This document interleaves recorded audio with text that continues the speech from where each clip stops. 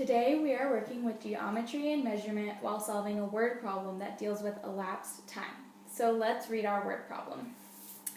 It says, Katie has volleyball camp at 9:30 a.m.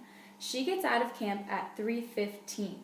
How much time will it be until Katie gets out of volleyball camp?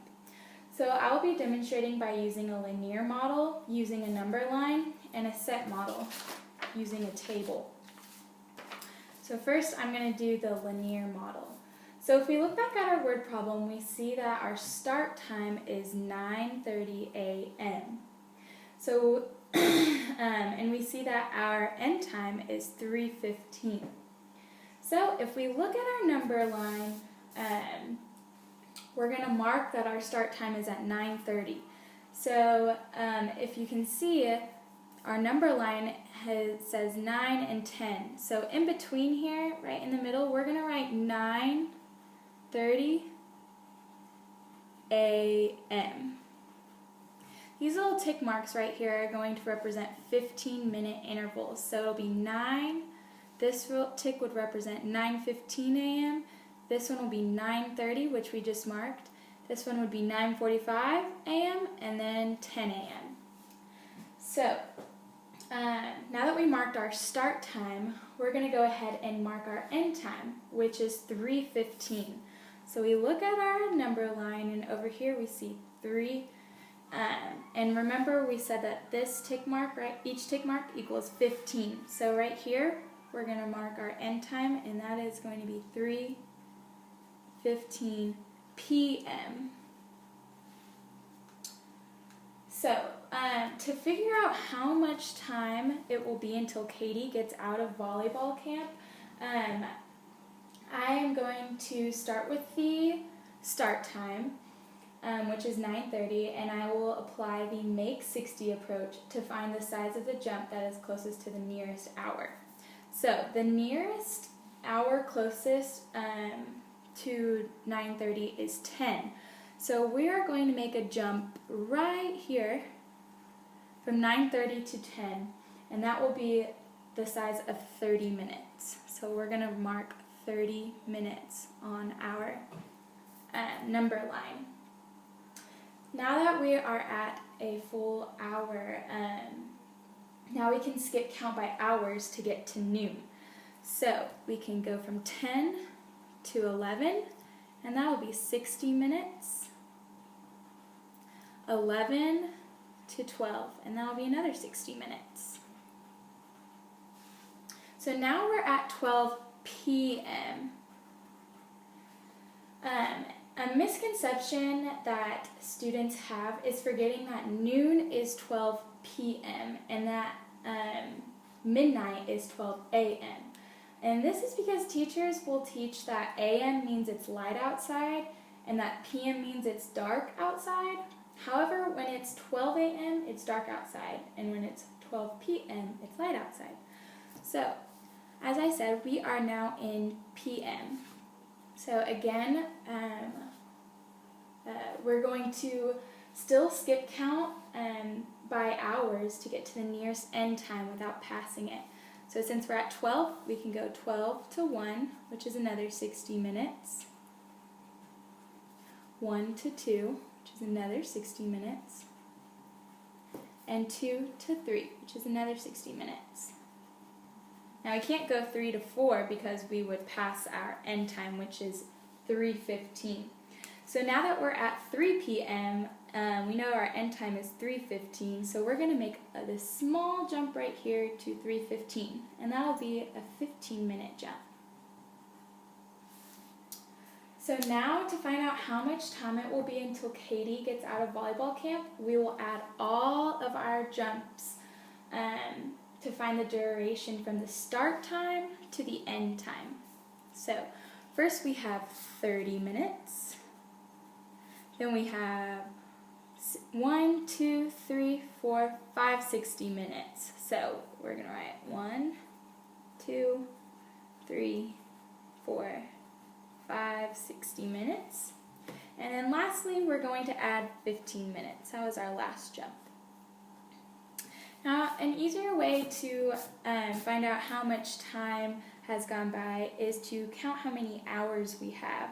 So we know that 60 minutes is equal to 1 hour. So over here on the side, for all of these 60 minutes, I'm going to write 1 hour.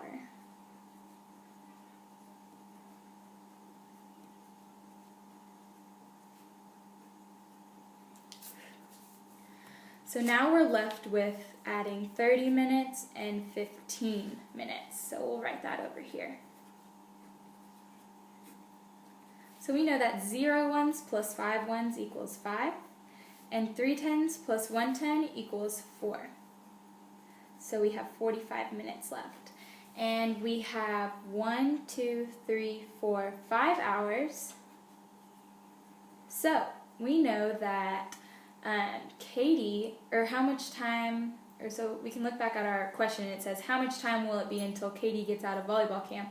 We know that we have 5 hours and 45 minutes.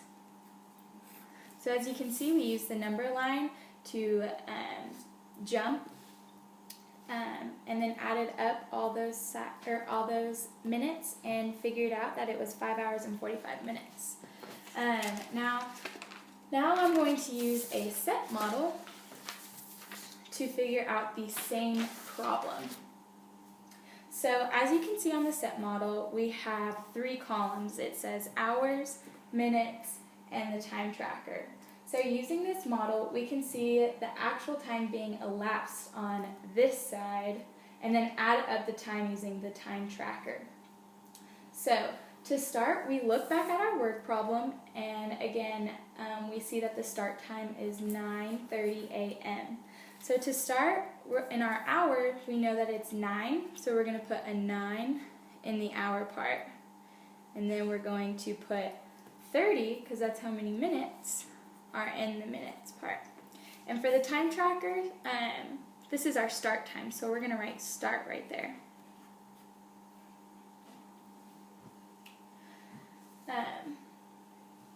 So to get to the nearest hour, we will use the make 60 approach again to get to 10 a.m. So by doing that, to get to 10 a.m. from 9:30, we must add 30 minutes.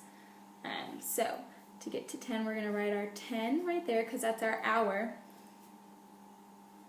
And our minutes will be 0. And the time tracker, that's how much time has elapsed. So we know that 30 minutes have gone by so far. Now, since we're at 10 o'clock, we can now count by hours until we get to noon. So we can add 60 minutes to get to 11.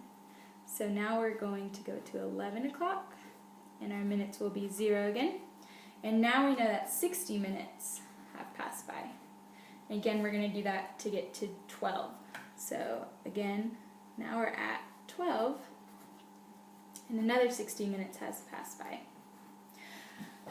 Again, like I said earlier with the linear model, we're now at noon, which means that we are in PM now. So we started off at 9:30 a.m. and now that we're at noon, we're at PM. So I'll put a PM right here.